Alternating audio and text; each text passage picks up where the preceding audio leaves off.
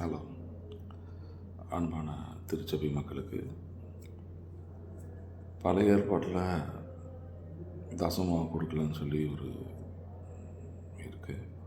அதே மாதிரி புதிய ஏற்பாட்டில் தசமத்தை பற்றி எதுவும் இன்ஃபர்மேஷன் இருக்காங்கிற கொஸ்டின் அடிக்கடி வர்றது நான் பார்க்குறேன்.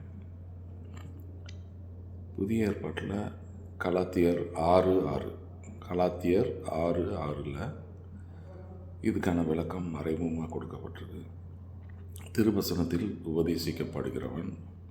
உபதேசிக்கிறவனுக்கு சகல நன்மைகளிலும் பகிர்ந்து கொடுக்க கடவன் அப்படின்னா இதுக்கு என்ன அர்த்தம்னா, புதிய ஏற்பாட்டில் தசமபாகம் 50-50, 50%க்கு 50%.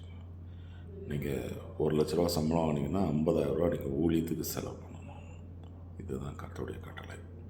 இது நீங்கள் மனவசனமாயும் அல்ல, கட்டாயமாயும் அல்ல. உங்கள் மனசில் என்ன தோணுதோ, நீங்கள் 5 பைசா கொடுக்கலனாலும் ஏசப்பா அவங்கள ஆசீர்வதிப்பார். கொடுத்தாலும் கொடுக்கலனாலும் ஏசப்பாவோட பிள்ளைங்க தான். கம்பல்சரி கிடையாது. நீங்கள் கேட்ட கொஸ்டினுக்கான ஆன்சர் தான் இது. பைபிளில் ஏசப்பா நம்மளுக்கு கொடுத்துருக்குற விளக்கம் என்ன விளக்கம்னா இது தான் கொடுத்துருக்காரு. என்னென்னா, சகல நன்மைகளிலும் பகிர்ந்து கொடுக்கணும். ஊழியக்காரனுக்கு நீங்கள் பகிர்ந்து கொடுக்கணும். இதை நீங்கள் 4 பிரான்ச்சாக பண்ணலாம். இந்த மாதிரி கொடுக்குறத ஒரே ஊழியக்காரனுக்கு கொடுக்காம 4 பிரான்ச்சில் இருக்கக்கூடிய ஊழியக்காரங்களுக்கு பிரித்து கொடுக்கலாம்.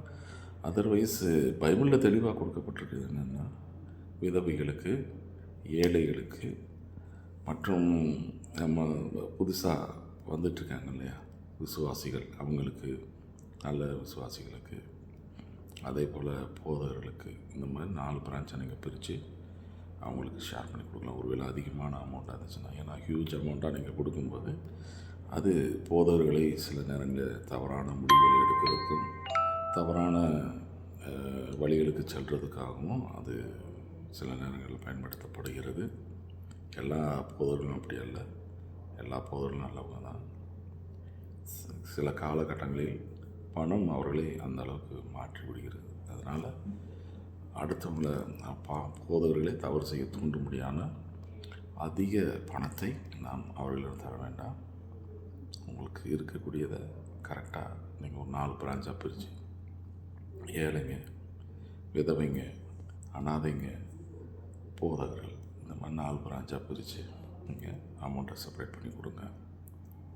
புதிய ஏற்பாடு படி 50-50. பழைய ஏற்பாடு 10ல் 1 பங்கு, புதிய ஏற்பாடு 100க்கு 50%. இதுதான் ரூல்.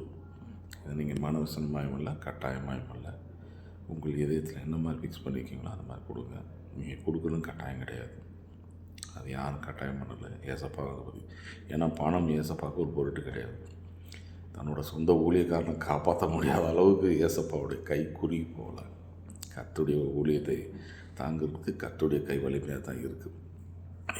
உங்களுக்கு ஆசீர்வாதத்தை கொடுப்பதுக்கான ஒரு வழி அது, அவ்வளோதான். மற்றபடி இது உங்களுக்கு இந்த மாதிரி ஒரு நியூஸ் இருந்துச்சுன்னா தயவுசெய்து இதில் கமெண்ட் பண்ணுங்கள். தேங்க்யூ.